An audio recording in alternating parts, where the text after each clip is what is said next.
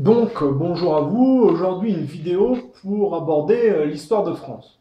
Alors, vous allez me dire, quand on parle de la Révolution française et de l'épopée napoléonienne, bon, tout a été dit sous tous les angles.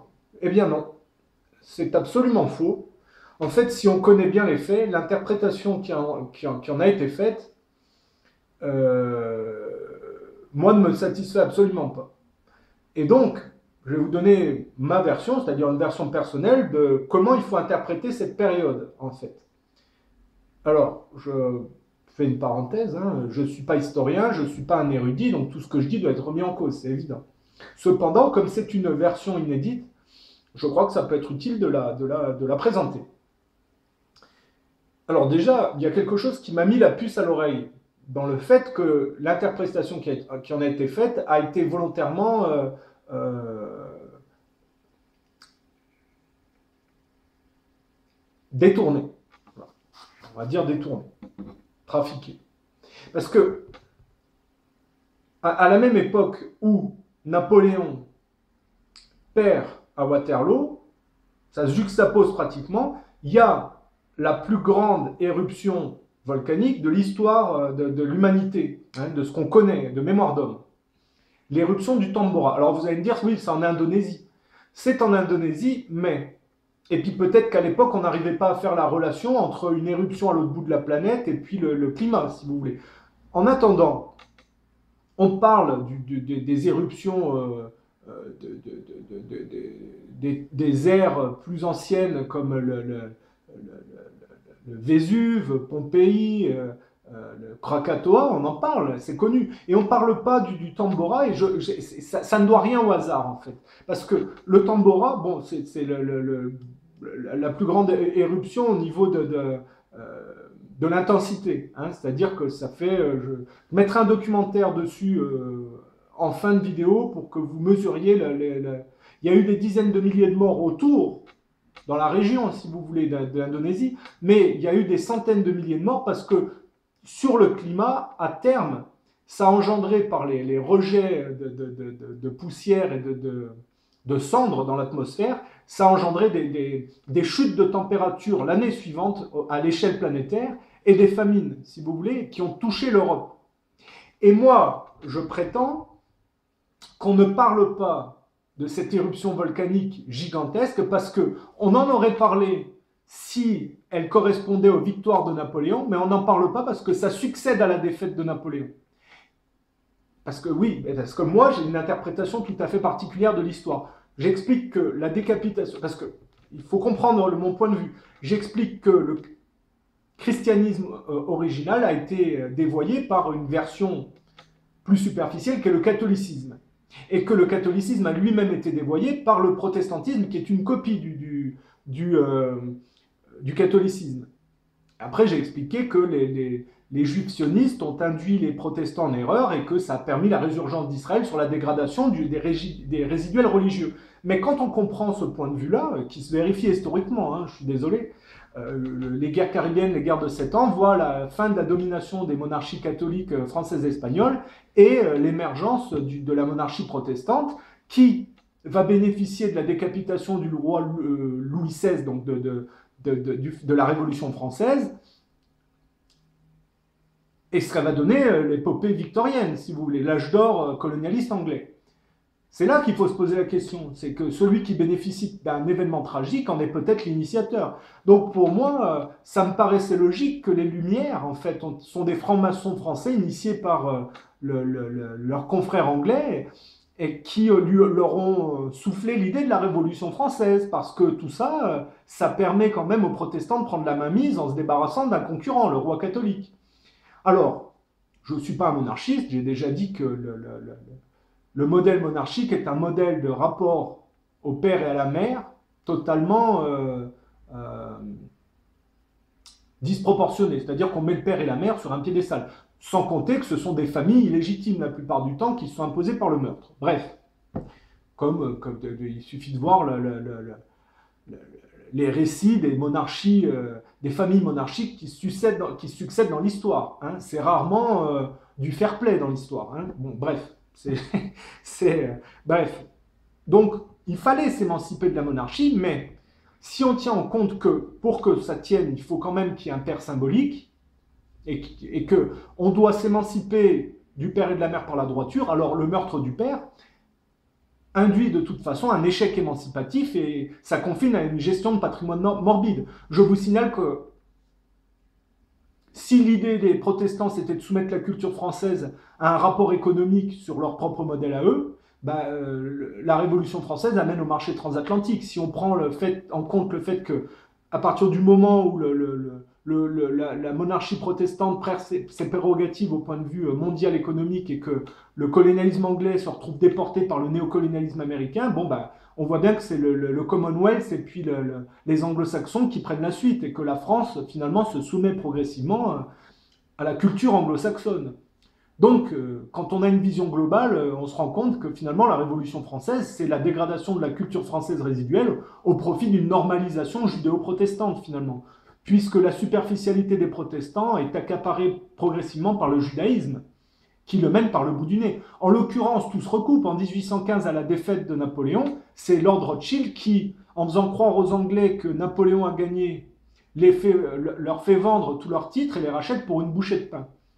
Du coup, l'économie anglaise appartient, mais c'est logique, puisque, et là je vais faire une parenthèse, c'est là que ma vision est tout à fait particulière de l'histoire de France.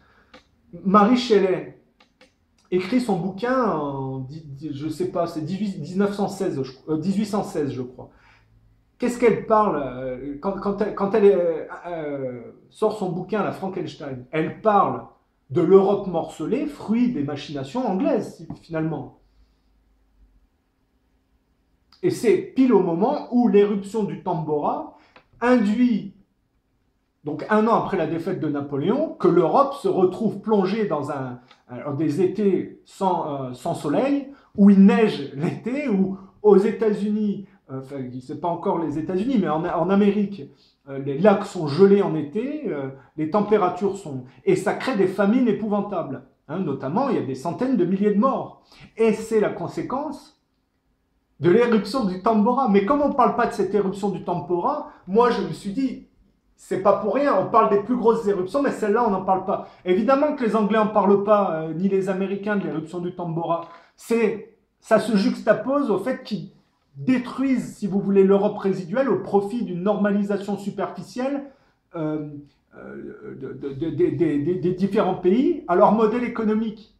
Et que ça crée des famines et des airs sans soleil, si vous voulez. Le peintre Turner a dépeint la particularité du fait que... parce que les peintures de Turner, William Turner, le peintre Turner, sont particulières. Elles dépeignent souvent des couchers de soleil flamboyants. En fait, vous regarderez le documentaire que je mettrai à la fin de la vidéo et vous comprendrez ce qu'il en est.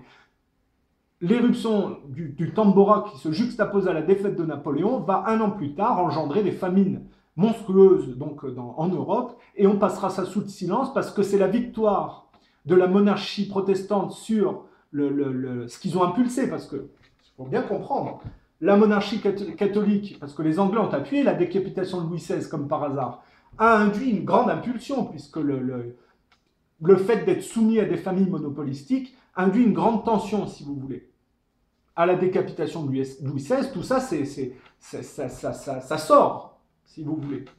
Et Napoléon incarnera la dynamique impulsée par l'émancipation aux anciennes familles monopolistiques catholiques françaises. Mais, j'ai expliqué, hein, de toute façon, tout ce qui est... parce que la Révolution française, c'est quand même pas des gens vertueux. On peut toujours dire qu'on tue le père symbolique pour faire pire. C'est-à-dire que c'est des gens situés en dessous qui veulent prendre les prérogatives pour eux, mais qui sont plus vulgaires. En l'occurrence, la prise de la Bastille, c'est fait par des individus dépravés. Napoléon ne s'inscrit pas dans cette mouvance-là, si vous voulez. Il fait partie de familles, évidemment, riches en dessous, qui vont bénéficier de la chute des grandes familles catholiques, si vous voulez. Donc il va représenter quelque chose de sous-jacent dans toute l'Europe et qui était maintenu, si vous voulez, sous domination de des monarchies. C'est pour ça qu'il va y avoir une grande impulsion et que Napoléon va séduire, si vous voulez. Et que finalement, toutes les monarchies vont s'allier contre le mouvement révolutionnaire français. Mais, comme j'ai expliqué, il y a du gauchisme dans cette histoire, puisque c'est le meurtre du père. on ne s'émancipe pas du père par la droiture en disant par exemple que le modèle monarchique est vétuste, que c'est un rapport au père et à la mère totalement absurde, qui met le père et la mère sur un piédestal totalement hallucinant, et que bon, bah, ça vaut plus le coup, quoi. La réalité, c'est que comme on n'y arrive pas, ça se fait par la violence. Alors vous allez me dire, bah, c'est facile, t'as qu'à te prendre les pauvres petites familles d'ouvriers, enfin, c'est pas de travailleurs, on va dire, le faisaient sous la contrainte. Souvent, bon, c'est pas tout à fait la vérité. Il y avait beaucoup de gens qui aimaient leur roi et qui. Non, non, c'est pas tout à fait vrai. Bon, c'est vrai qu'il y avait une contrainte violente pour soumettre les gens. C'est la réalité. Les gens qui se rebellaient étaient. Mais on a. Et puis il y avait autre chose aussi, parce que c'est vrai, il ne faut pas être manichéen, mais le roi Louis XVI était gangréné déjà par les idées libérales anglaises. Hein, donc c'était en train de s'effondrer. Hein, je veux dire, la monarchie catholique était déjà de plus en plus superficialisée et séduite par le modèle anglais. J'ai expliqué, hein, le protestantisme est une copie du catholicisme plus superficielle. D'ailleurs, on va passer d'une ère religieuse résiduelle à une ère industrielle, c'est-à-dire totalement marchande, et c'est pas par hasard que les juifs en tirent parti. Hein,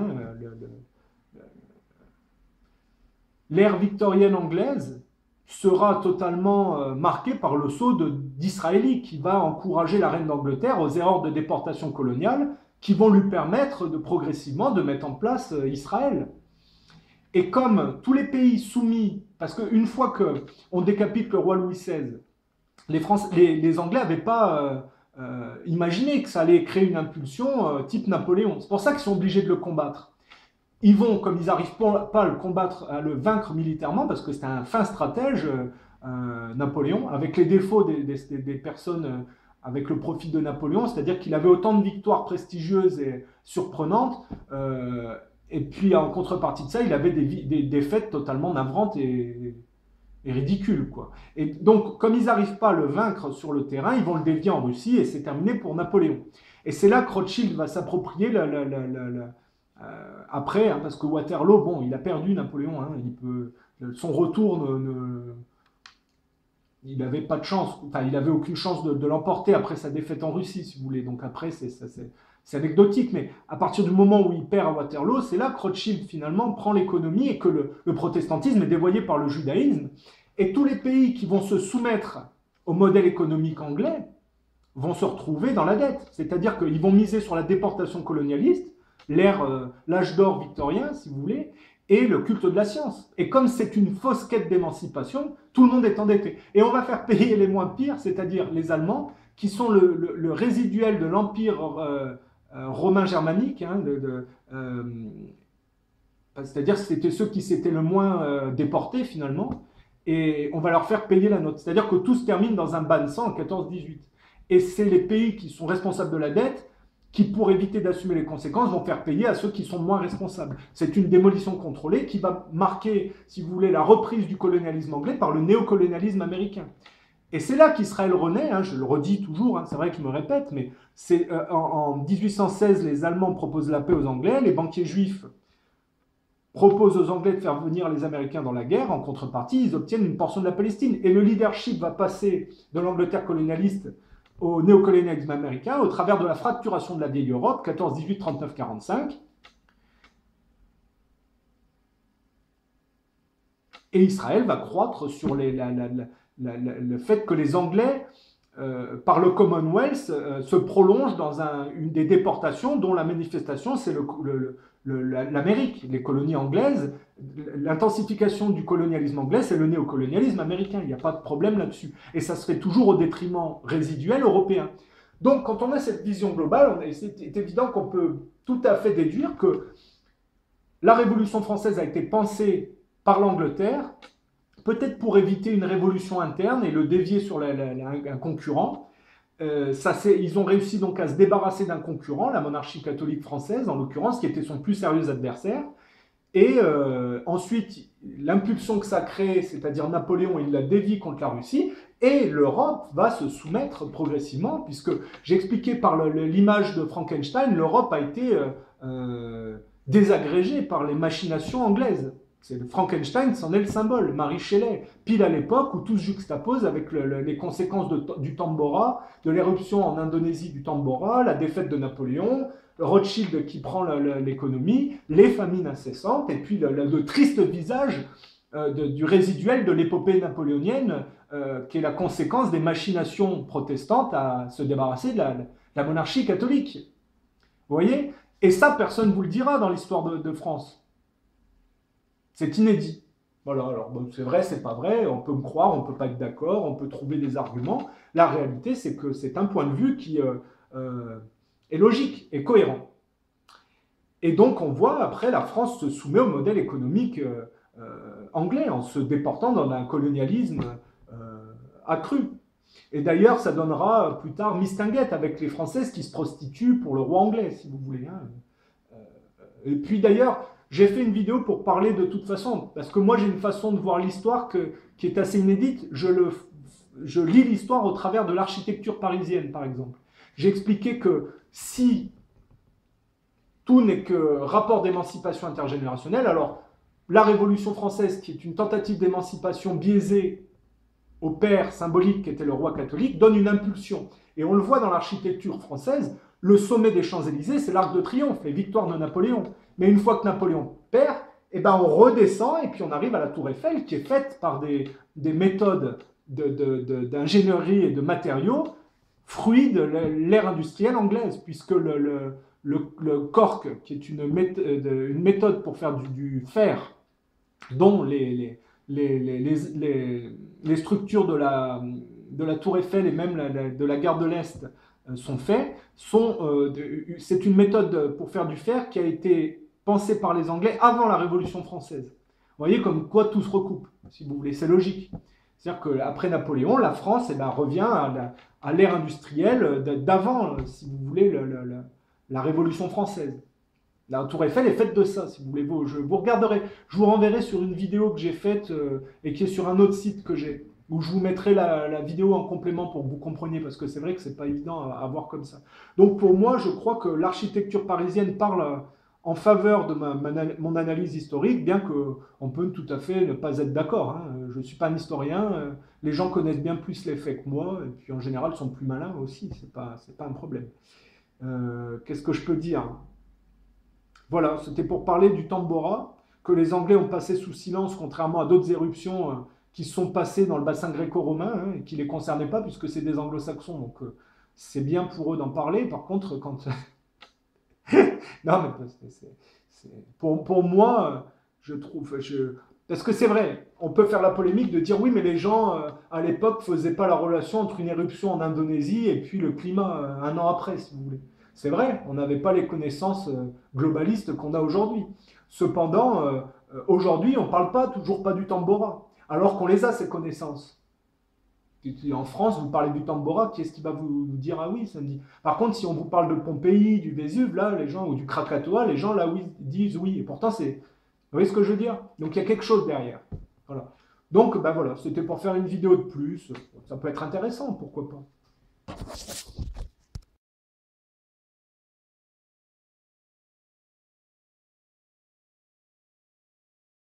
Quand vous regardez Paris, on va dire que si Paris est la représentation du niveau émancipatif français collectif, vous regardez que l'avenue la plus connue et la plus célèbre de Paris, c'est les Champs-Élysées. Mais les Champs-Élysées, ça monte jusqu'à l'Arc de Triomphe. Ce qui voudrait dire qu'au niveau de l'émancipation collective, l'Arc de Triomphe, c'est-à-dire l'épopée napoléonienne, est le niveau le plus élevé au niveau émancipatif qu'on ait atteint au niveau collectif, même si ce n'est pas une bonne émancipation, puisque j'ai dit, si Louis XVI est le père symbolique, il ne fallait pas le tuer parce qu'on ne s'émancipe pas par le meurtre.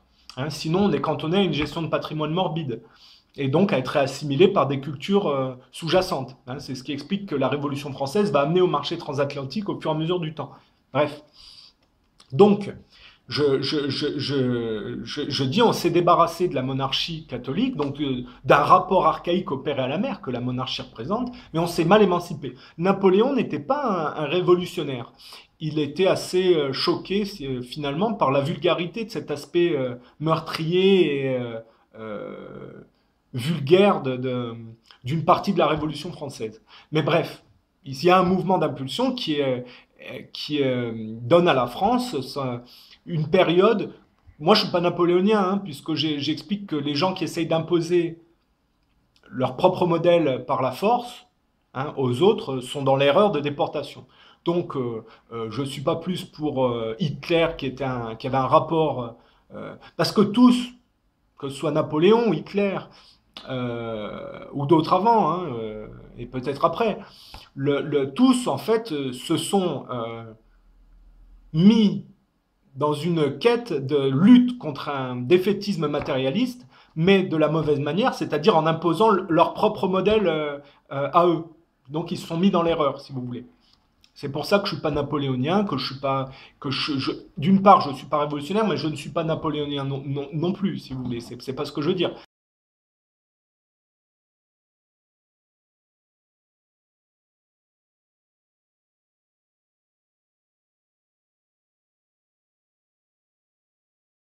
Mais on voit que quand on regarde l'architecture de la capitale parisienne, bref, on voit que l'Arc de Triomphe est en haut des Champs-Élysées. Donc pour les Français, ça symbolise probablement une ère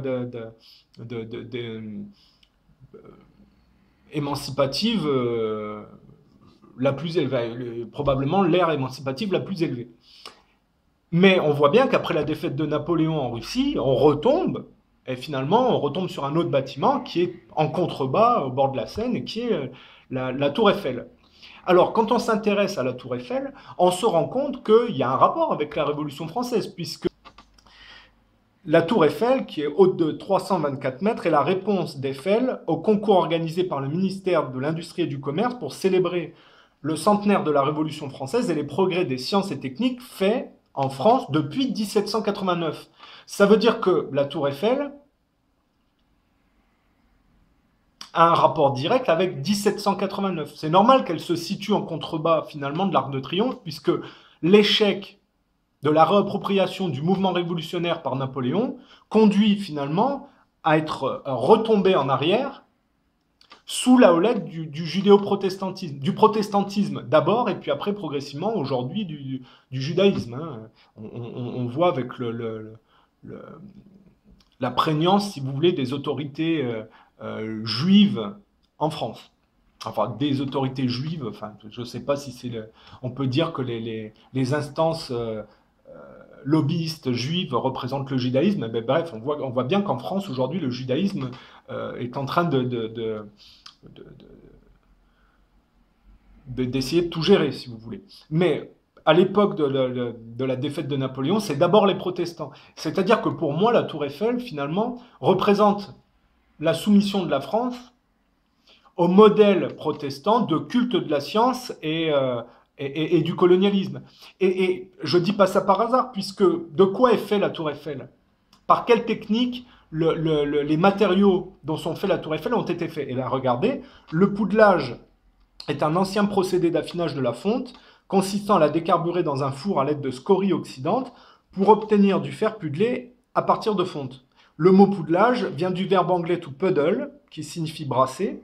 La méthode est mise au point par Henri Corte en 1784, c'est-à-dire avant la Révolution française. Hein, donc on arrive bien à un modèle industriel anglais sur lequel la Tour Eiffel va s'appuyer pour s'ériger.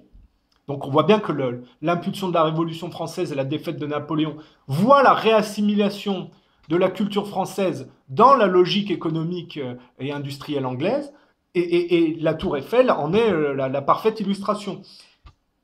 La technique est après améliorée par Samuel Baldwin Rogers et Joseph Hall au XIXe siècle. La fonte est chauffée à très haute température dans un four à réverbère. Le poudeleur, qui est l'ouvrier chargé de l'opération, active la réaction en brassant cette fonte à l'aide d'un crochet appelé ringard.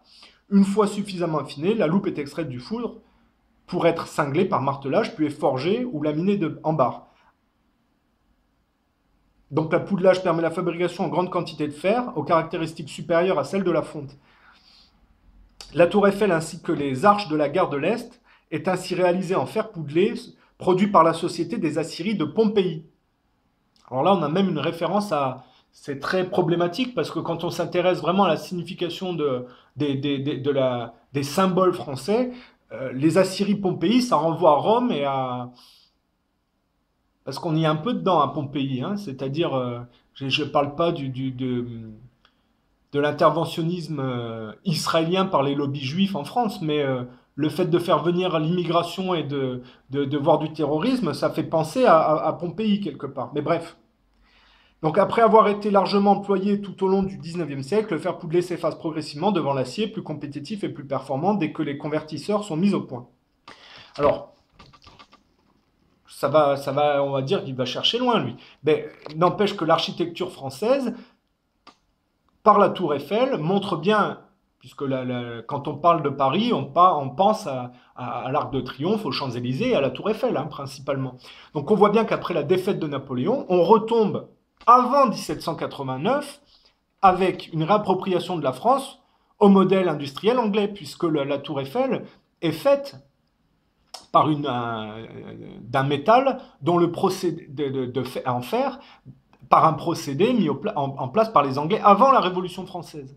Ça veut dire que, avec en plus des mots comme ringard et comme... c'est bien qu'on est dans un modèle de culte de la science qui ne répond pas du tout à une logique émancipative et qui se contente de se complaire dans la soumission aux élites et le culte de l'objet de compensation. Et la Tour Eiffel, c'est la version française du modèle économique anglais, si vous voulez. Et c'est intéressant parce que, si vous vous rappelez au début de la vidéo, j'ai dit que c'est le modèle judéo-protestant qui, aujourd'hui, domine. Et la Tour Eiffel, c'est 1884, quelque chose comme ça. Je regardez un peu. Elle a été produite en quelle année ?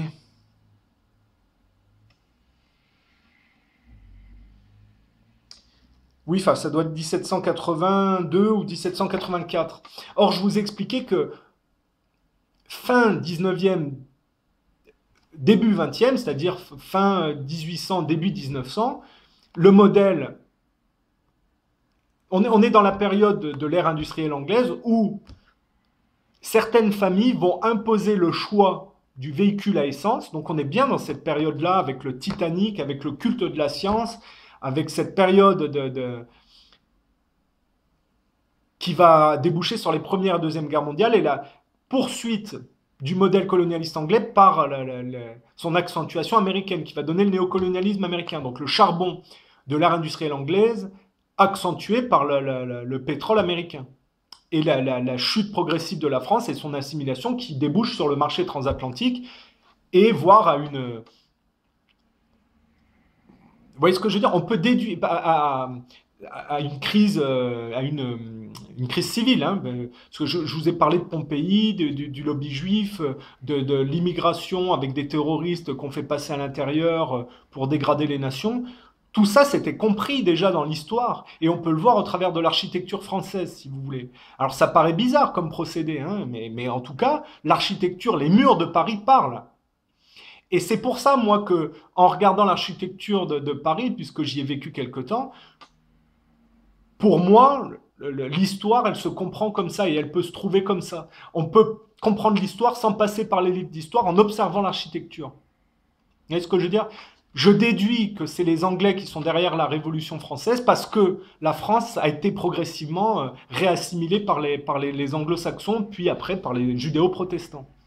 Vous voyez ce que je veux dire? Les murs de Paris parlent pour eux, enfin, en faveur de cette version. Et ça, c'est quelque chose qu'on ne vous apprend pas dans les livres d'histoire. C'est par l'observation. Vous voyez ce que je veux dire? Et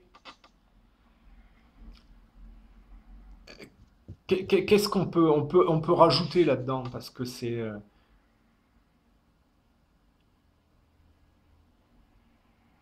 Oui, je dis, c'est une période où certaines familles ont détourné la dynamique du côté de l'essence et du pétrole, au détriment de l'électrique et de la voiture à vapeur. Mais c'est pile en plus à cette époque, si vous voulez. Vous voyez ce que je veux dire? Et ça serait intéressant de savoir quelles sont ces familles qui ont poussé vers le pétrole. Moi, je suis pratiquement sûr que ce sont les familles protestantes extrémistes liées au sionisme.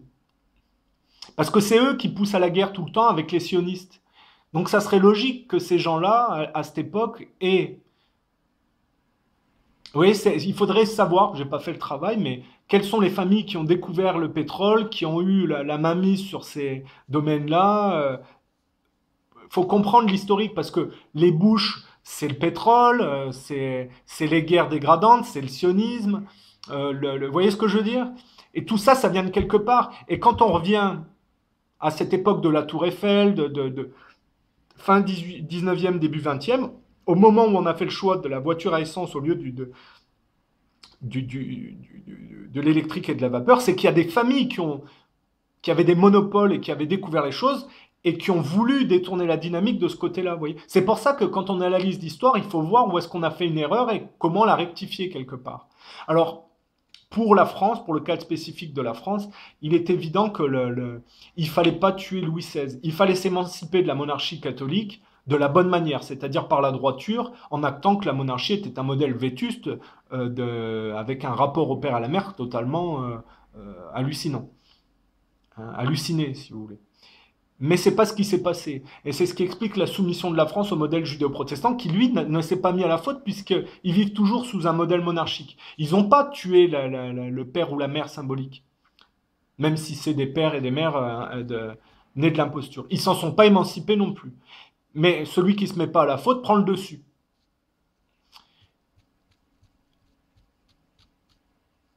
Et donc, c'est comme ça qu'on peut comprendre l'histoire de la France. Donc, pour que la France s'en sorte, en fait, il faudrait trouver un nouveau rapport émancipatif, mais droit cette fois, qui ne soit pas basé sur le meurtre du père et qui ne soit pas un principe de soumission à des élites qui sont nées sur les travers de l'histoire et par l'imposture. Voilà.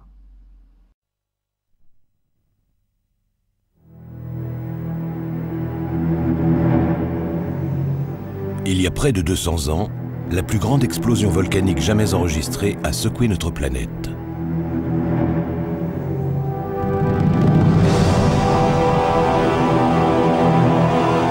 Elle était 6 fois plus violente que celle du Krakatoa et du Vésuve combinés. L'éruption du Tambora en Indonésie a laissé une marque indélébile dans l'histoire du monde. Aucune éruption volcanique connue n'a fait autant de morts. Mais ce n'était que le premier acte du drame. Un an plus tard, un froid mortel s'abattait sur l'hémisphère nord.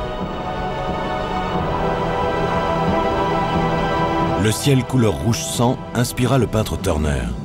Et du froid glacial émergea la silhouette du monstre imaginé par Mary Shelley, Frankenstein. Cette année-là, dans toute l'Europe, ils furent des centaines de milliers à mourir de faim. Peut-il y avoir un lien entre ces événements? À l'opposé du monde, 2 scientifiques partent en quête de réponses.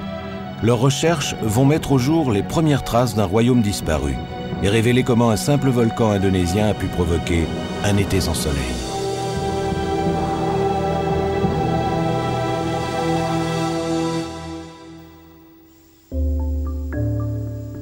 Sumbawa, Indonésie.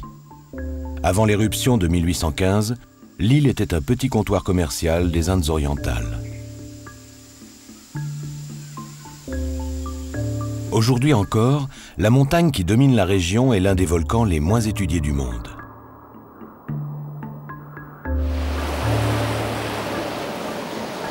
Haraldur Sigurdsson est un volcanologue reconnu et le grand spécialiste mondial des ruines romaines de Pompéi. Il a été le premier à découvrir les victimes du Vésuve. Aujourd'hui, il compte renouveler l'exploit au Tambora.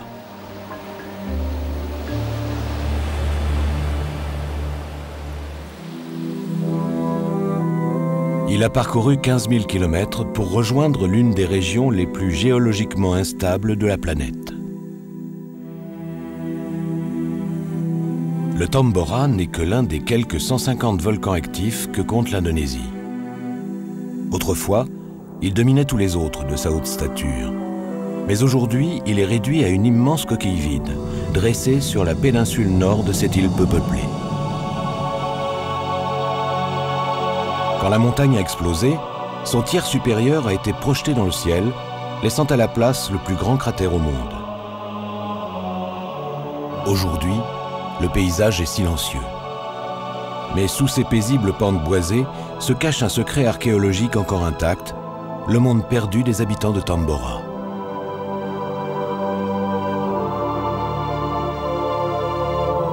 On raconte que des milliers de gens ont trouvé la mort. Et pourtant, pas un seul corps n'a été retrouvé.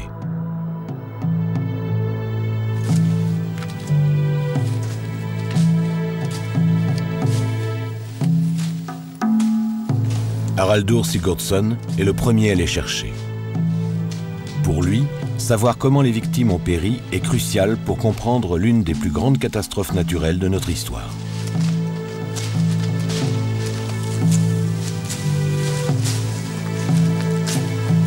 Il entame ses recherches sur le flanc ouest du volcan, là où des pièces de monnaie datant d'avant l'éruption ont été découvertes.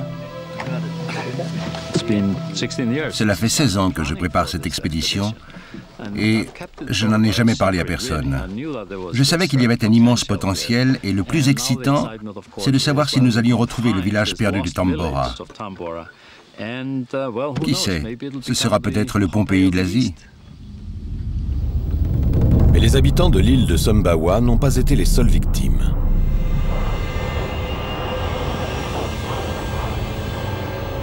Sur toute la surface du globe, des gens ont souffert et même péri à cause des séquelles de l'éruption. Été 1816. Le gel et la neige recouvrent le nord-est des États-Unis et l'est du Canada. Et en Europe, une pluie froide, drue et incessante tombe de mai à septembre.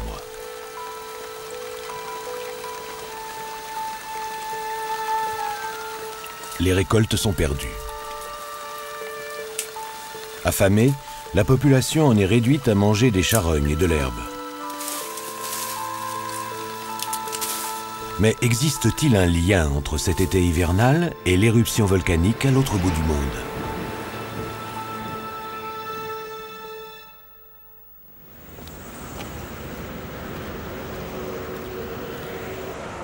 À Londres, dans les salles de la Tate Gallery, le climatologue Michael Chenoweth examine des indices pour le moins surprenants. Il scrute en effet l'œuvre du peintre William Turner. Michael a consacré toute sa carrière à compiler diverses informations sur les phénomènes météorologiques et le Tambora est sa grande passion. Ces aquarelles, où l'on voit des ciels crépusculaires, ont été peintes 1 an après l'éruption et bien avant l'ère de la photographie en couleur. Pour lui, ce sont donc de précieux témoignages visuels prouvant qu'en 1816, le ciel n'avait pas un aspect normal. Nous voyons une prédominance de la couleur rouge, ce qui ne me surprend pas dans le cas d'une explosion aussi forte que celle du Tambora, qui libère un important volume de poussière et de débris. Cela concorde avec ce que nous savons d'autres éruptions volcaniques de l'histoire. Pour obtenir des preuves supplémentaires, Michael poursuit ses travaux aux archives de la presse britannique. Son objectif est de passer au peigne fin des documents de l'époque, journaux, lettres, comptes rendus ou bulletins météorologiques.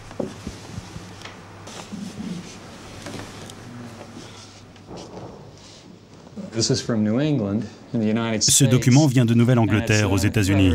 C'est une description détaillée des feux de forêt et des gelées brutales qui se sont produites simultanément. À la page suivante, je tombe sur un rapport météorologique tenu par un Bostonien qui note des informations très utiles pour un météorologue. Les températures, la force des vents et les conditions météo en général. Ici, nous voyons les températures glaciales de fin septembre en Nouvelle-Angleterre qui ont détruit les récoltes et qui ont provoqué la plus courte saison de pousses jamais répertoriée. Ce ne sont que 2 pièces du puzzle. Mais la météorologie est un système planétaire et je dois réunir autant de pièces que possible. Dans son camp de base, Haraldur Sigurdsson a dû retarder sa recherche des victimes du volcan. Depuis son arrivée, il y a eu une série de secousses sismiques qui pourraient indiquer l'imminence d'une éruption. Aucun scientifique n'a ausculté le Tambora depuis qu'il l'a fait lui-même, il y a 16 ans. Il doit donc s'assurer qu'il ne risque pas de se réveiller. Il est très surprenant qu'aucune équipe scientifique ne soit allée inspecter la caldeira du Tambora. Mais cela s'explique principalement par les difficultés logistiques. Elle est très difficile d'accès. Il faut en effet mettre sur pied une expédition complexe, qui va durer 5 jours. Haraldur est accompagné du géophysicien Lou Abrams, du volcanologue Igan Sutawijaya et de pas moins de 25 porteurs.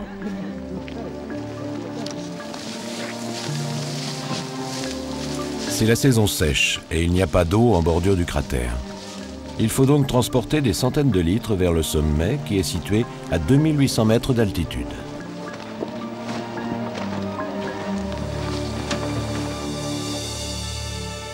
Mais avant l'éruption, le Tambora culminait à 3900 mètres. C'était la plus haute montagne d'Indonésie.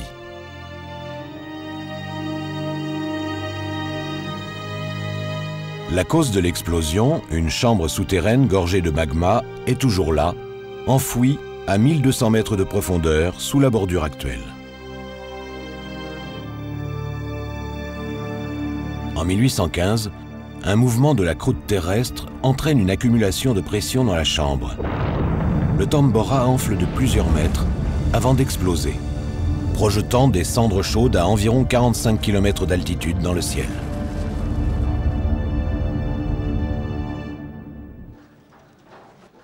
À l'époque, l'Indonésie est une colonie hollandaise, et on peut se faire une idée des faits en consultant les récits des témoins archivés aux Pays-Bas.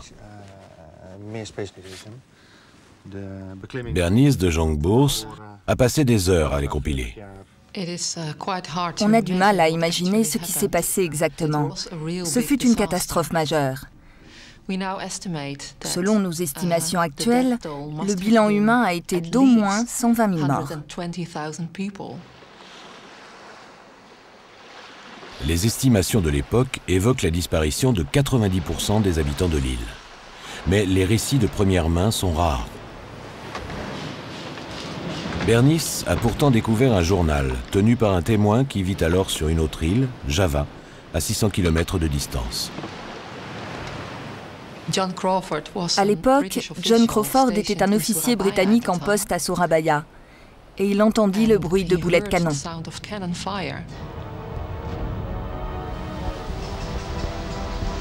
Il supposa qu'il s'agissait d'une bataille navale au large. Au-dessus de Surabaya, le ciel s'est obscurci pendant 3 jours. Au 3e jour, jusqu'à midi, nous fûmes plongés dans la nuit noire. Durant 3 jours, je donnais tous mes rendez-vous d'affaires à la lueur de la bougie. Le lendemain, des cendres commencèrent à pleuvoir.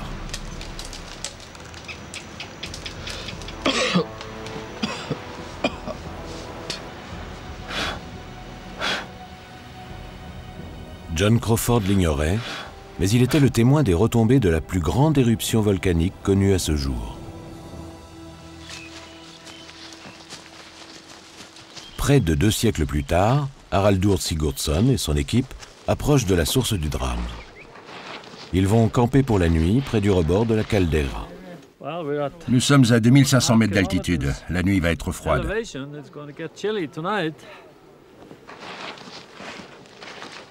Ici, au-dessus des nuages, toute chaleur disparaît après le coucher du soleil. Mais les membres de l'équipe sont très enthousiastes. Haraldur est l'un des rares à être jamais descendu dans la caldeira.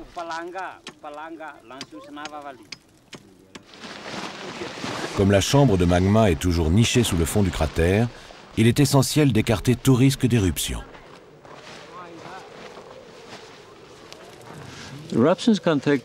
Une éruption peut se produire au fond de la caldeira sans que l'on s'en aperçoive immédiatement.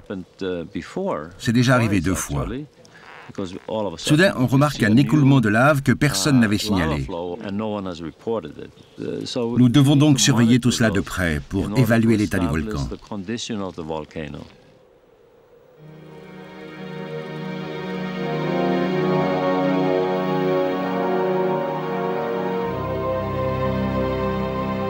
Dès l'aube, les hommes atteignent le bord du cratère.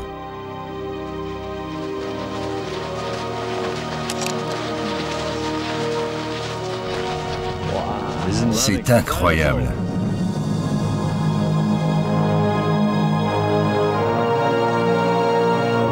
Il mesure 8 km de large, pour 1,2 km de profondeur. C'est le plus grand cratère volcanique au monde.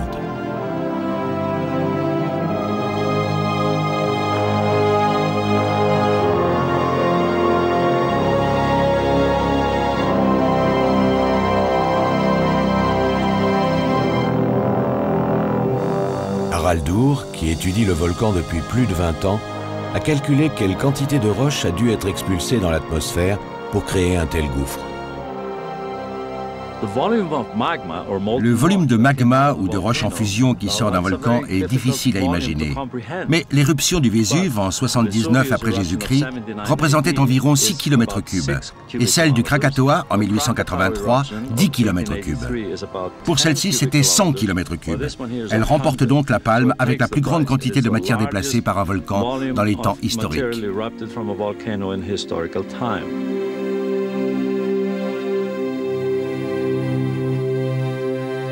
Pour l'instant, le volcan dort, mais son sommeil est agité.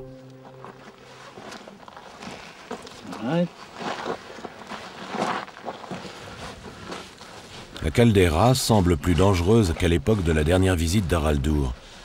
Il est donc crucial de dresser un bilan de la situation, dès maintenant. Pas question d'entamer des fouilles archéologiques s'il y a le moindre risque d'éruption. Haraldur, tu entends ça? Tu le vois d'où tu es? Non, mais je l'entends. Sois prudent. Je ne sais pas ce qui a provoqué ça, mais c'est important.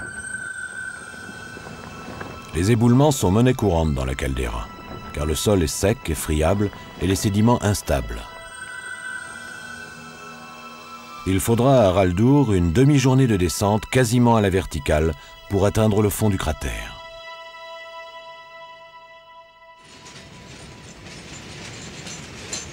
Pendant ce temps, Michael Chenoweth se rend à Berne pour rencontrer un historien suisse. Il espère en apprendre plus sur l'impact dévastateur de l'éruption en Europe. En effet, c'est dans les Alpes suisses, avec leurs vallées encaissées et isolées, que le terrible été 1816 a frappé le plus durement. Christian Pfister est spécialisé dans l'histoire des changements climatiques et s'intéresse de près aux effets du Tambora. Comment a été la météo cet été-là? Ce fut l'été le plus froid depuis 500 ans. Il a neigé presque toutes les semaines dans les vallées et les vignes n'ont pas mûri. À l'automne, les pommes de terre ont dû être ramassées sous la neige et elles n'étaient pas à maturité non plus. Avec son relief montagneux et sa courte saison des cultures, la Suisse est particulièrement vulnérable aux aléas climatiques.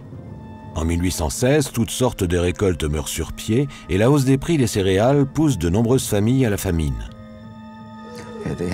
Les gens ont dû se contenter de substituts comme de l'herbe ou la chair d'animaux en décomposition. Et ceux qui en mangeaient tombaient gravement malades.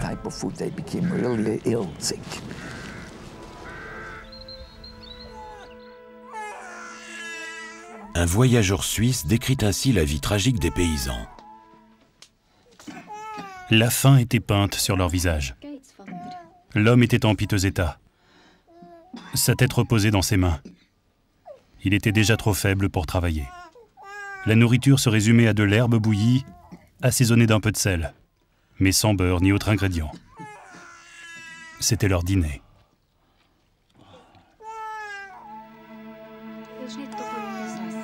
Il est peu probable que ces gens aient pu survivre. Après ce terrible été sans soleil, ils n'ont qu'une seule perspective, un hiver encore plus rude.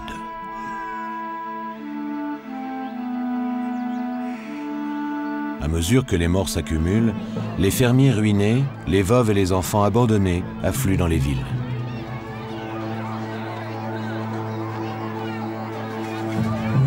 Un témoin raconte avoir vu des rues peuplées de prostituées, de mendiants, de bandes de pickpockets et de voyous attaquant quiconque à quelques pièces.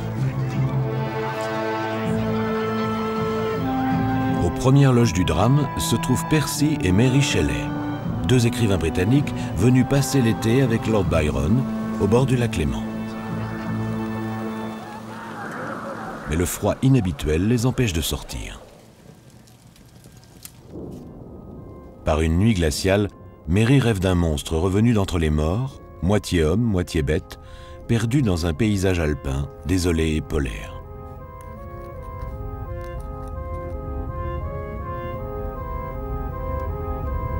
Elle baptise son monstre Frankenstein.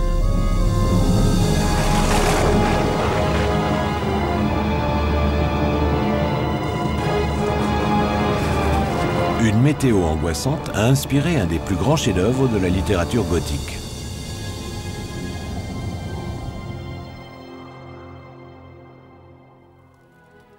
Le Tambora a déclenché une crise alimentaire mondiale.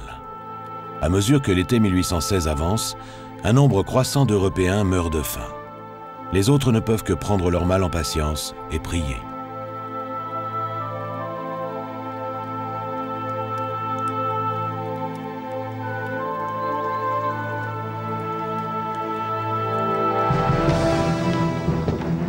Mais en France, la perte des récoltes et la pénurie alimentaire déclenchent la colère de la population. Dans les villes, le moindre rassemblement d'importance dégénère en soulèvement populaire.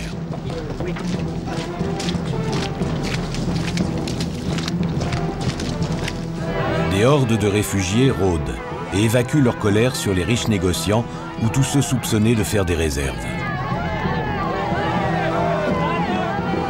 Mon Dieu! Pierre! Pierre, où es-tu? Viens vite! Dans le département de l'Aude, les archives municipales décrivent comment un groupe de vagabonds a attaqué le marché et pillé les greniers.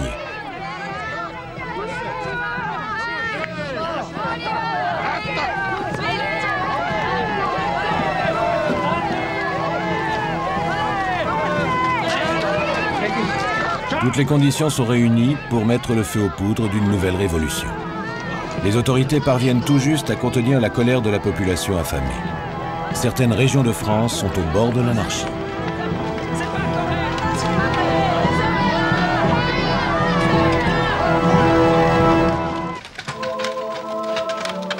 Partout en Europe, parmi les jeunes enfants, les personnes âgées et les plus vulnérables, la liste des victimes s'allonge un peu plus chaque jour. Mais il faudra attendre l'année suivante pour que ces décès soient officiellement attribués à la famine.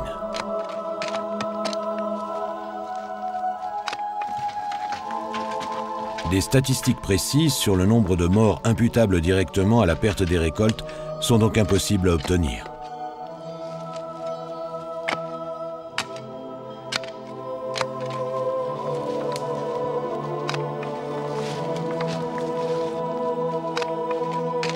Dans la ville suisse d'Appenzell, le nombre de décès a doublé entre 1815 et 1816, passant de 5000 à 10 000. Dans cette seule ville suisse, on peut donc conclure que 5000 personnes sont sans doute mortes de faim.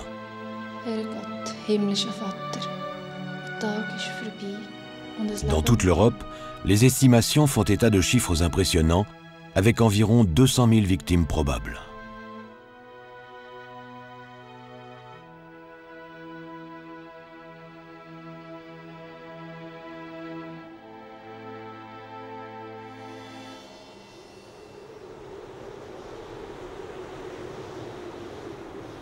En Indonésie, Haraldur Sigurdsson atteint enfin le fond du cratère.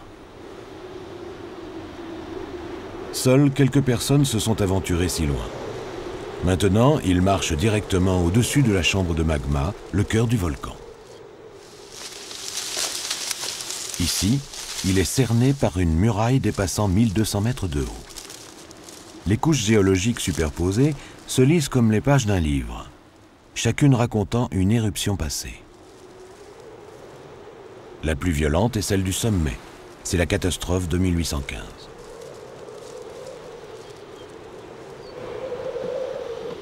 La caldeira est parsemée de cheminées fumantes, d'où s'échappent des gaz venus des entrailles de la Terre. L'odeur d'œuf pourri, caractéristique du dioxyde de soufre, est très prenante.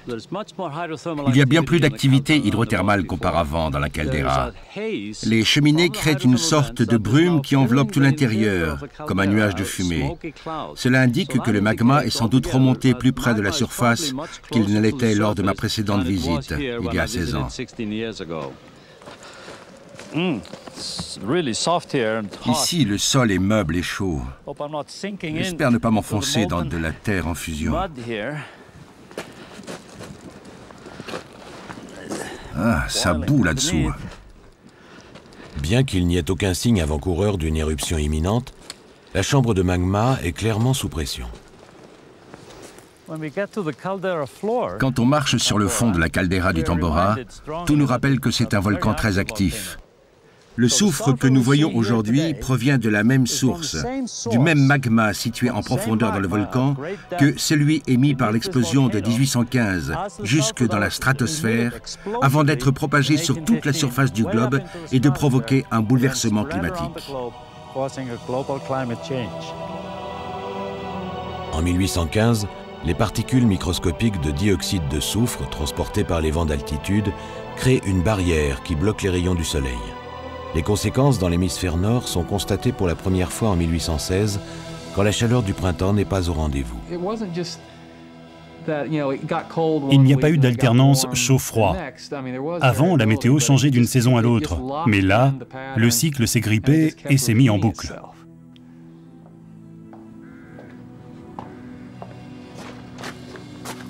Parmi ceux qui remarquent ces changements se trouve Thomas Jefferson, qui note méticuleusement la température chaque jour de l'été. Observateur attentif de la nature, le président américain constate une combinaison désastreuse de sécheresse et de gelée brutale. Sur tout le continent, les semences ne peuvent pas germer. Les veaux et les agneaux meurent, et ceux qui survivent ne peuvent être nourris. De nombreux fermiers se retrouvent ruinés. Plus au nord, les glaces hivernales ne parviennent pas à fondre. Au Labrador, on a parlé de ce changement comme d'une révolution climatique.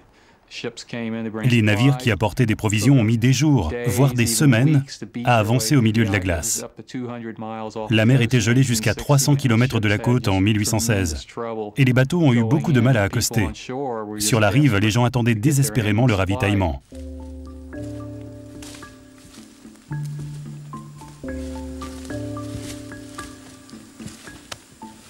Sur les pentes du volcan, Haraldur Sigurdsson est prêt à se lancer sur la piste de ceux qui vivaient autrefois au pied du Tambora. La plupart des habitants actuels sont arrivés récemment et se soucient peu de retrouver la trace de leurs prédécesseurs. Mais Ousmane, un chef de village, conduit l'équipe jusqu'à une ravine où il a vu des tessons de poterie. Selon lui, sa trouvaille pourrait désigner l'emplacement du royaume disparu. S'il a raison, Haraldur et son équipe pourraient avoir sous leurs pieds les vestiges de toute une population figée dans le temps. Je pense depuis très longtemps que nous avons toutes les chances de retrouver un peuple anéanti par cette éruption catastrophique.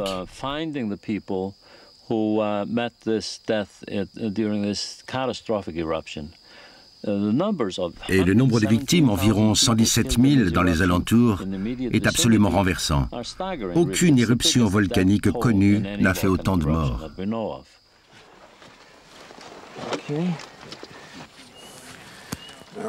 Pour confirmer l'intérêt potentiel du site, l'équipe procède aux premières vérifications. À l'aide d'un radar de sol, Lou Abrams peut détecter la présence de bâtiments ou de constructions qui les guideraient vers d'éventuels squelettes. That's it. You can go faster. Hey, good data, guys. Good signal. Les infos sont bonnes. On a un signal. That's just right. Ouais, c'est parfait. Yeah. We still Oui, on l'a. Ici, il n'y a pas de lave. Le sol est recouvert d'épaisses couches de cendres et de ponce. Comme à Pompéi, l'éruption du Tambora a englouti les habitants sous une coulée pyroclastique, une avalanche de cendres, de roches et de gaz brûlants qui a déferlé sur eux à plus de 150 km/h.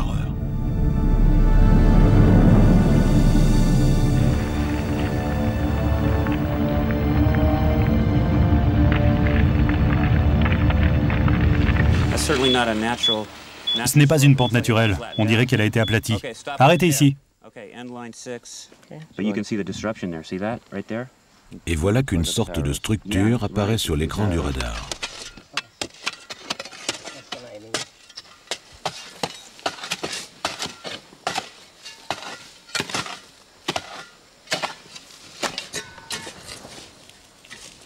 Autre signe prometteur, la couche superficielle du sol est très friable. Comme c'est une ravine naturelle, les premières couches de dépôts volcaniques ont déjà été emportées par les ruissellements sur plusieurs dizaines de centimètres. C'est le jour de chance d'Haraldur. Voici une grosse poutre carbonisée. C'est clairement un morceau de bois taillé, travaillé par la main de l'homme. Ce n'est pas juste un tronc d'arbre calciné, c'était un morceau de charpente. À en juger par la taille de cette poutre, je pense que c'était un bâtiment relativement grand. Et dans le sable et la ponce, on trouve des tessons de verre et de poterie. Cela nous indique que nous sommes bien sur un site idéal pour les fouilles. On touche peut-être au but.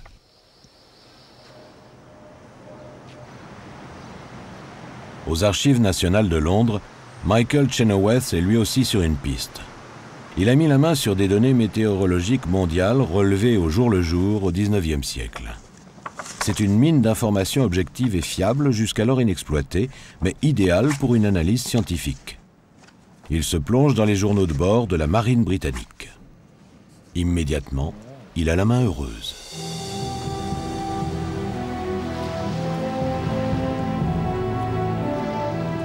Été 1816, à bord de l'Inconstant. Chaque jour, à midi pile, le capitaine, Sir James Lucas Yeo, et son second se retrouvent sur le pont pour lire leur position au sextant. Ils sont en route vers la côte ouest de l'Afrique, dans le cadre de patrouilles anti-esclavage.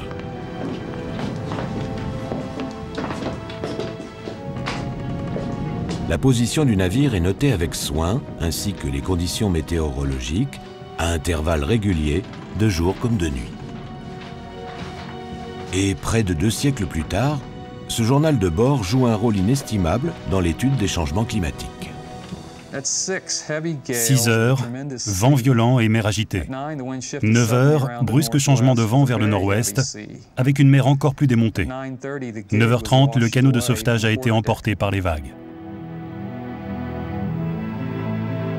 Michael a mis la main sur une véritable station météo itinérante. Il y a des comptes rendus sur la température, la direction des vents et les précipitations tout au long du voyage. Et l'Odyssée de l'Inconstant n'est qu'un début. Il se passe la même chose sur des navires voguant sur toutes les mers du globe. En épluchant leurs journaux de bord, Michael sera le premier à établir un modèle météorologique des océans en 1816 et à pouvoir comparer cette année avec d'autres. Il y a une surabondance d'informations. C'est incroyable. Toutes les 2 ou 3 heures, il semble y avoir des relevés de température dans ce journal. Et c'est exactement ce dont j'ai besoin. C'est la bonne année et ce bateau naviguait dans les tropiques, ce qui est parfait.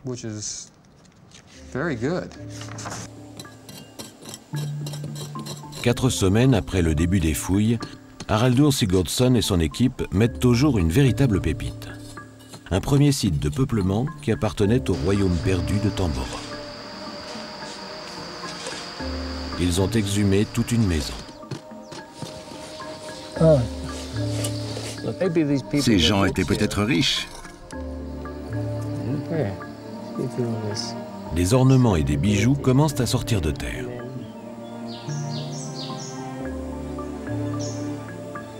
Il y a des récipients en cuivre et des fragments de tissu, peut-être en soie, ainsi que des objets en verre et en porcelaine fine. Tout cela laisse penser que les habitants de Tambora ne vivaient pas coupés du monde, comme on le croyait, mais faisaient du commerce avec la Chine et l'Inde.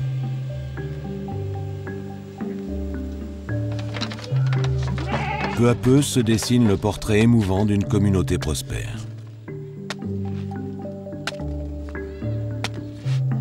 On sait peu de choses sur ceux qui vivaient ici. Ils auraient eu une langue et un mode de vie bien à eux et vécu de l'élevage des chevaux.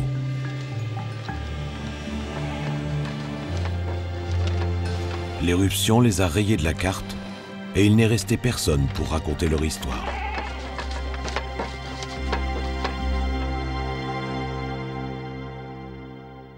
Mais à une 50aine de kilomètres de l'autre côté du volcan, se trouvait un autre village où certains ont eu la vie sauve. Le chef du village de Sangar a raconté ce qu'il avait vu à un officiel britannique dans un document qui existe encore.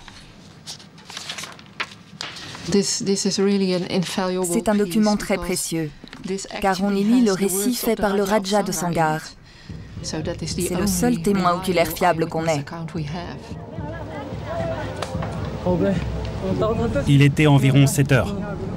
3 colonnes de flammes se sont élevées près du sommet du Tambora. Rapidement, toute la montagne a ressemblé à une masse de feu liquide qui s'écoulait dans toutes les directions. Les descriptions du Raja aident Haraldur à reconstituer l'enchaînement des faits en ce jour fatidique du 10 avril 1815. Le Raja a vu une colonne de feu monter très haut du volcan, avant de redescendre en cascade, en 3 grands ruisseaux de matériaux rougeoyants sur les flancs du volcan. Ça a dû être un spectacle terrifiant, parce qu'il se dirigeait directement sur Shangar. Le village a été presque totalement détruit. Le Raja de Sangar a vu des gens, des arbres et des maisons emportés par des tourbillons. À notre avis, lorsqu'il décrit les maisons projetées dans les airs, il s'agit d'un phénomène observé en bordure de la coulée pyroclastique qui détruit tout sur son passage.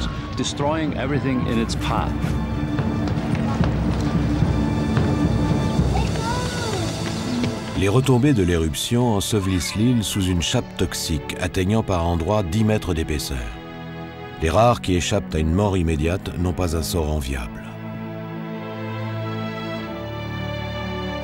Car il n'y a plus rien à manger. Les cendres ont noyé le littoral, tuant toute vie marine. Impossible donc de pêcher. Et la terre est devenue stérile. Aucune récolte de riz ne poussera pendant au moins 5 ans.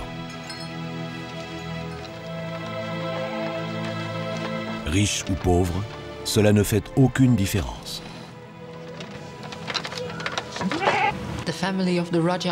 La famille du Raja de Sangar a été durement touchée. Sa fille est morte de faim. Si l'on considère qu'il était sans doute bien plus riche que les autres habitants de Sumbawa, cela montre à quel point la pénurie de nourriture a été sévère. «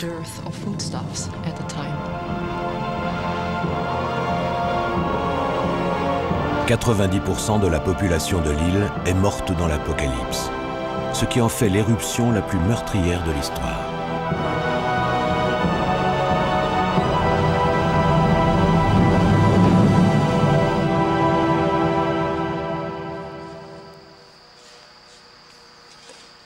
Après 7 semaines de fouilles, la ténacité de l'équipe porte ses fruits.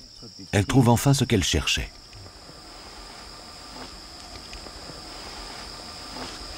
Egan, je crois que ce sont des dents. Un fragment de mâchoire avec environ 5 dents. On a toute une mâchoire. Il y a un squelette entier. So that's resting there on. So there's a whole jaw there. Egan, we have a whole skeleton here. This is the skull. Le crâne, la mâchoire et les vertèbres. Passe-moi le pinceau. Ce sont les premiers restes humains du royaume perdu de Tambora jamais découvert.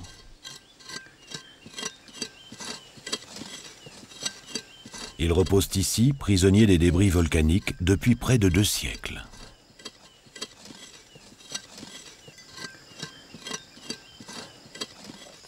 C'est très émouvant de découvrir des gens qui sont morts de manière si horrible dans cette éruption dévastatrice.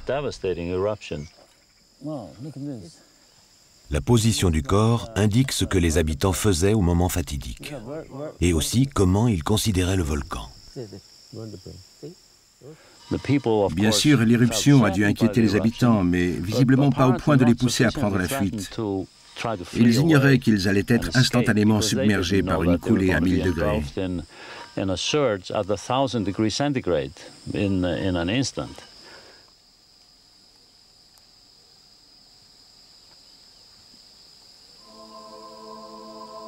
Près du corps se trouvent 2 bouteilles en verre que la victime tenait sans doute au moment de l'impact.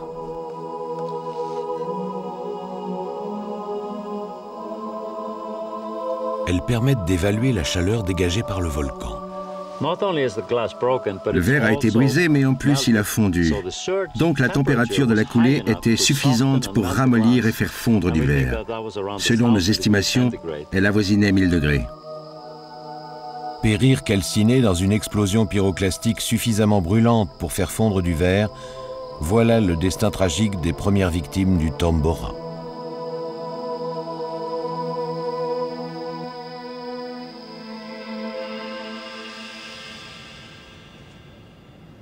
Aux Archives nationales de Londres, Michael Chenoweth continue à naviguer parmi les journaux de bord de la Royal Navy.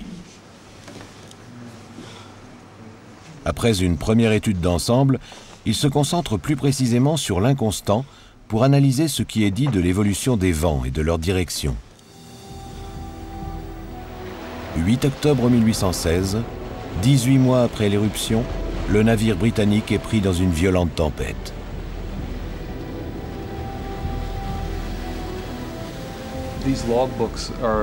Ces journaux de bord donnent des relevés sur la température, mais aussi des renseignements sur les vents et la météo. On peut connaître le temps qu'il faisait pratiquement toutes les 2 heures.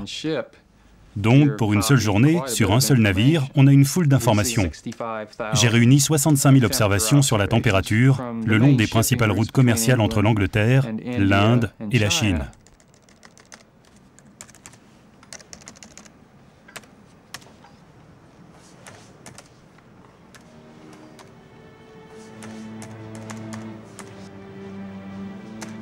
Pour la première fois, Michael Chenoweth sait exactement dans quelle mesure les températures ont chuté à la surface du globe et où le refroidissement a été le plus marqué.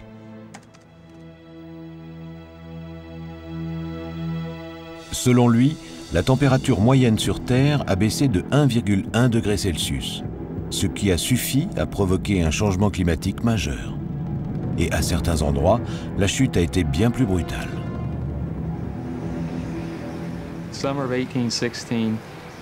À l'été 1816, on a vu des températures inférieures de 5,5 degrés par rapport à la normale. La Suisse était au cœur du phénomène, mais il a été ressenti sur une bande allant de l'Irlande à l'Angleterre jusqu'au sud-est, en passant par le Benelux. Sur cette carte, les zones en bleu montrent là où le refroidissement a été le plus important. Pour la première fois, nous avons la preuve que le Tambora a affecté les océans et les tropiques, mais aussi l'Europe et l'Amérique du Nord. Il a fait plus froid que jamais. Dans certaines régions d'Europe et au Canada, les températures étaient inférieures à tout ce qu'on a jamais enregistré. Tous les records ont été battus.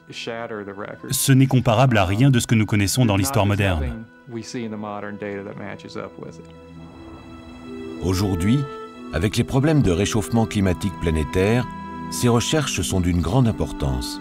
Elles aideront les climatologues à départager les changements dus à des événements naturels de ceux provoqués par l'homme.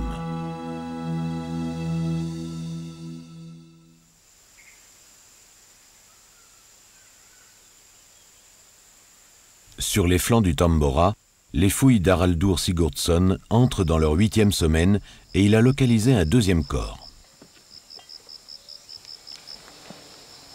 D'après sa posture, il devine comment la victime est morte. Sa reconstitution des faits prend forme progressivement. C'est le 2e corps que nous trouvons dans cette maison. Il était à l'extérieur, près du mur ouest. C'est quelqu'un qui a sans doute voulu s'enfuir pour se réfugier derrière la maison, mais qui a été tué sur le coup par la coulée pyroclastique. La carbonisation du corps est très avancée, bien plus que dans les autres éruptions que j'ai étudiées, y compris celle de Pompéi. Voilà le crâne dont il n'en reste que des fragments. Là, une partie de la cage thoracique. On voit les côtes de chaque côté de la colonne vertébrale. Enfin, des fragments, des os, des jambes étendus là. Il y en a aussi dans le dépôt carbonisé ici.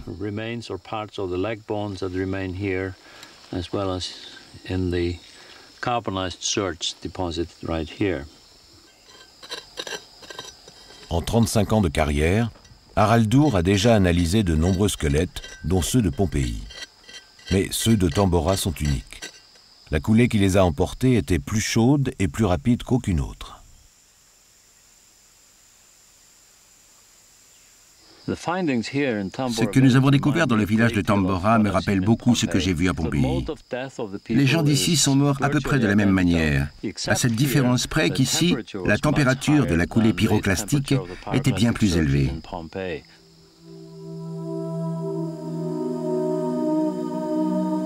Au bout de 3 mois, les fouilles touchent à leur fin.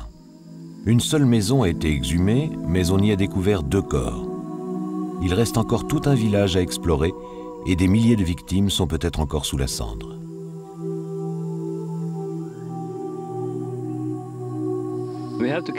N'oublions pas qu'il ne s'agit que d'une seule maison dans tout un village qui devait compter entre 6 et 10 000 habitants.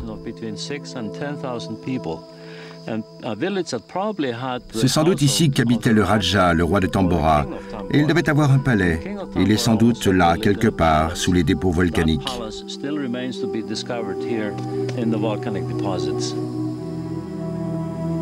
D'après ce qu'il a découvert, Haraldur peut enfin savoir comment le village de Tambora a été frappé le 10 avril 1815.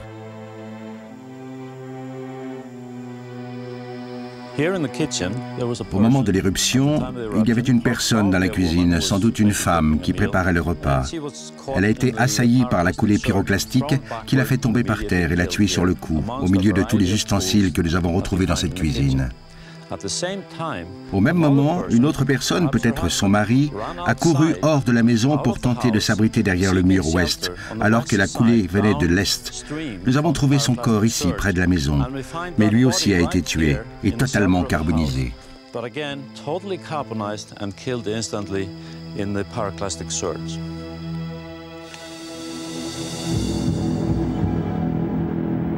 En 1815, cela fait déjà plusieurs années que le Tambora gronde et couve sous terre.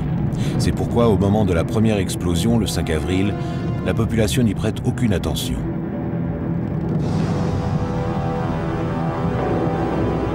Même quand la cendre commence à tomber du ciel, les gens ne quittent pas leur maison. Ils ont l'habitude de dormir dans l'ombre de ce géant bouillonnant.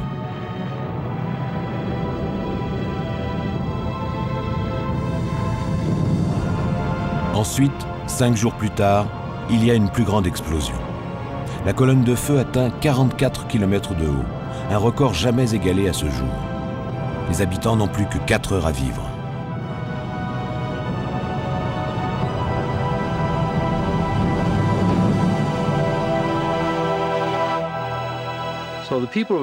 Ils se sont sans doute demandé si les choses allaient s'améliorer ou empirer. Ils ont eu la réponse vers 10 heures du matin, quand l'éruption a changé du tout au tout. La colonne s'effondre, créant une coulée pyroclastique d'air surchauffé. Dans la ligne de mire de ce torrent brûlant avançant à plus de 150 km/h, les habitants de Tambora n'ont aucune chance.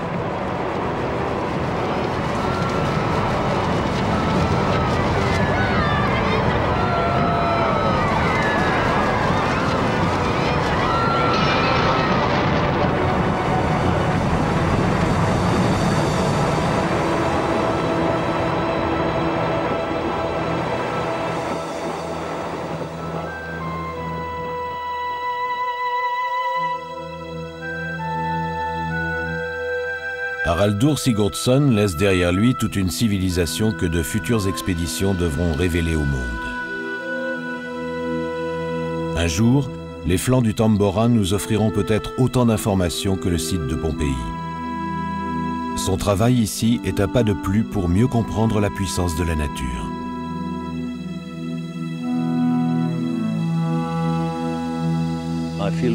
Pour moi, être en présence de ces corps est une vraie leçon d'humilité.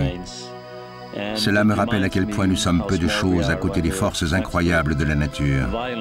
Nous ne passons sur Terre qu'un court instant alors que ce volcan sera encore là dans des millions d'années et entrera en éruption encore et encore.